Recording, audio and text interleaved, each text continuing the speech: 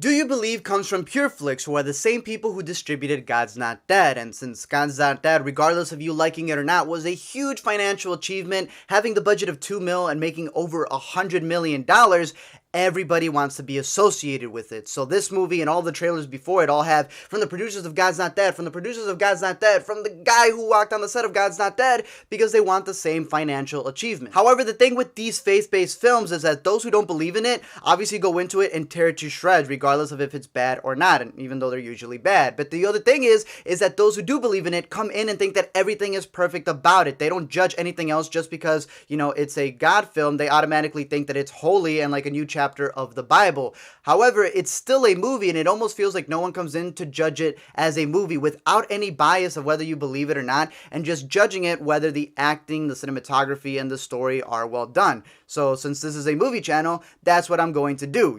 I don't give Batman and Robin credit just because I'm a Batman fan. I can defend that movie. And while I'm not the biggest fan of the medieval mystical creatures type of things, I will give credit to Lord of the Rings still, not the Hobbit trilogy. So in Do You Believe, you have the producers continuously do what they've been wanting to do, and you can see it in any of their interviews, and that's the fact that they have a crush on Crash, and they love that idea of multiple timelines coming together and then meeting up, literally in this movie, in a crash. So they take the same exact idea. They tried doing it in God's Not Dead, and now they're doing it again in this movie. But when you're really like stealing scenes from the movie that you say that you like, it gets a little iffy. Now, I'll start off with the positive things in this movie, and I believe the budget is twice the size, so you can definitely see a bigger production value in the movie. There is better cinematography, there is better production design. It's not like award-winning, but it still is better, and I'll give it credit that it's getting better than their previous movie. The acting as well, since they have 12 storylines, which, isn't the best thing, since you completely forget, oh my goodness, I completely forgot about your storyline. They do have a more talented cast. You have the elderly couple played by Lee Majors and Sybil Shepherd. You also have the little girl from The Game Plan and Cory in the House, who's now grown up and is playing a teenage pregnant girl, as well as Sean Astin, who's playing the Dean Cain character. But now in this movie, you have Alex Penavego, who her and her husband have continuously been in the same movie, playing a couple for the past couple of movies, which isn't a bad thing.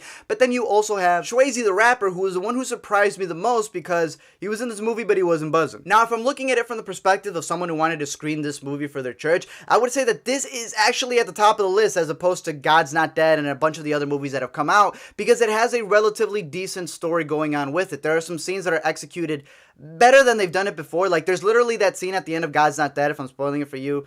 I'm sorry, not sorry, but the thing is that at the end of that movie, they kill the Christian, they kill the character of the professor, just by doing that, like literally saying, oh, look, there's a stranger there. They come up to it and they say, hey, I see that you're dying. There's no hope for you except God. And the thing is that, a lot of people, Christians, don't see a problem with that, and that's completely fine. However, if it was a Muslim in that position, they probably would be viewing it a bit different. So I think that the way that scene was handled wasn't handled correctly. I get what they were trying to do, but at the same time, wouldn't it have been better if he was saved and then made a difference for all the people who he dismayed?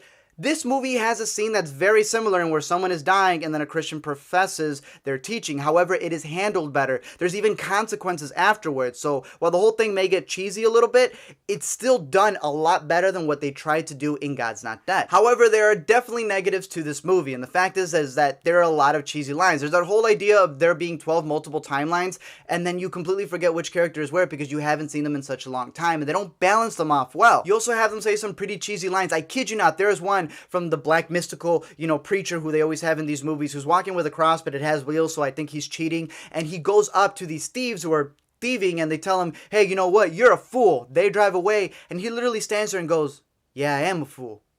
A fool for Christ. And it's like, what? That's something like a third grader would say when you say, hey, you know what? You're an idiot. And they go, yeah, I am an idiot. A smart idiot. So the writing staff definitely needs to get a little better on that. And that whole idea of literally just copying Crash, the thing is that it's still preachy there. I know it may be a little less preachy than the other ones, but it's definitely still preachy. The whole idea of having not only the atheists be played by Christian actors, which isn't a good thing, but at the same time also having the atheists not have any good qualities. Like, if they don't believe, they're automatically depressed, or they're the ones who are causing trouble. And it's like, are you too scared to have any of these characters actually have a good trait? Not to mention it, and it didn't bother me so much since I've gotten used to it with these movies, but there's definitely a lot of stereotypical characters that they have in the film, so I can see that being a problem with a lot of people. However, again, it's not a perfect movie by any means, and it definitely gets very preachy, and the thing is that they rely so much on the fact that, oh, you're a believer, you're automatically gonna like this movie, so they don't give you a story that's too original. Again, they're copying off Crash, bet they have gotten better in some of the production value type of things, and just hoping that they continuously make a better movie, hopefully, regardless of whether you believe in it or not.